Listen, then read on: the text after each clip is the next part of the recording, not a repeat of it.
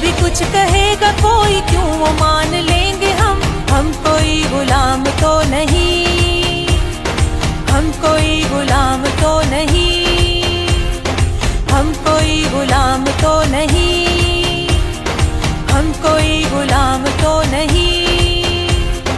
हम इसलिए जा रहे हैं इस्लामाबाद में कि हमारा हक है पुरअमन एहतजाज का एक जमहूरियत के अंदर, कि हम एहतजाज करें कि हम भेड़ बकरियां नहीं हैं, हम इंसान हैं, हम अमर बिल मरूफ पे खड़े हैं जो कि अल्लाह का हुक्म है हमें।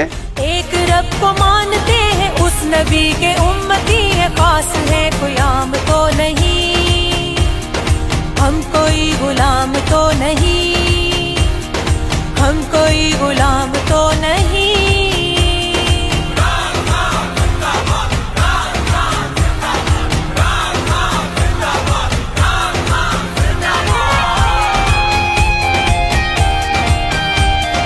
जब इस तरह के चोर हमारे मुल्क के ऊपर बैठ गए हैं तो हम इसके खिलाफ मार्च कर रहे हैं। हम ये बता रहे हैं कि हम इस तरह के जुल्म और नाइंसाफी को नहीं तस्लीम करते। जो भी कुछ कहेगा कोई क्यों वो मान लेंगे हम कोई गुलाम तो नहीं, हम कोई गुलाम तो नहीं।